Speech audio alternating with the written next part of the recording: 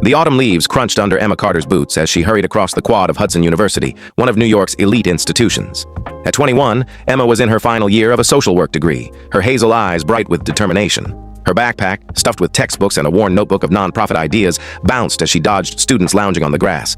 She was late for her study group, but the crisp October air made her pause to breathe it in. This was her world, chaotic, vibrant, and full of purpose. "Emma! Over here!" a voice called. She turned to see Ethan Harper waving from a bench outside the library. At 21, Ethan was lanky, with messy brown hair and warm brown eyes that always seemed to carry a quiet sincerity.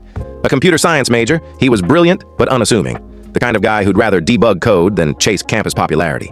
They'd met in a sociology elective last spring, bonding over late-night debates about tech's role in social change. Since then, Ethan had become her closest friend. "Sorry I'm late," Emma said, plopping down beside him. "Professor Nguyen's lecture on community organizing ran over. Again!" Ethan grinned, pushing his glasses up. "You're gonna save the world one lecture at a time, aren't you?" "Gotta start somewhere," Emma teased, pulling out her laptop. Their study group was small, just them and a couple of others, but it was their ritual. Ethan's calm presence grounded her, especially when her ambitions felt overwhelming. As they reviewed notes, a shadow fell over the table. "Well, isn't this cozy?" The voice was smooth, edged with amusement.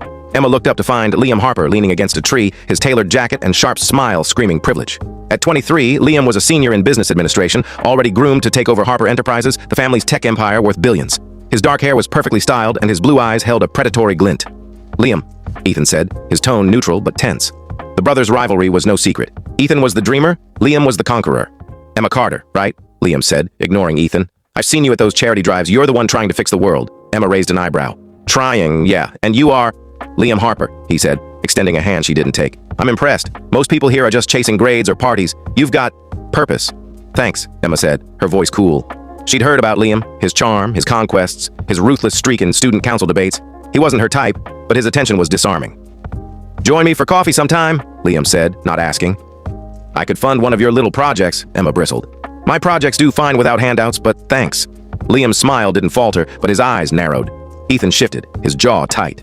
"We've got work to do, Liam," he said. "Always the protector," Liam said, smirking. "See you around, Emma."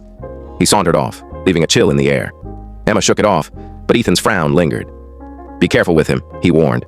Liam doesn't like losing. Over the next few weeks, Emma and Ethan grew closer. They'd grab coffee at the campus cafe, laughing over Ethan's terrible puns and Emma's endless ideas for her nonprofit. Ethan helped her code a website for her community outreach program, his fingers flying across the keyboard as she sketched logos on napkins. Their friendship was effortless, but Emma sensed something more in Ethan's shy glances. She wasn't ready to name it, but it warmed her. Liam, however, was a persistent shadow. He'd appear at events Emma attended, offering For complete story, follow the given link below. Please like and subscribe.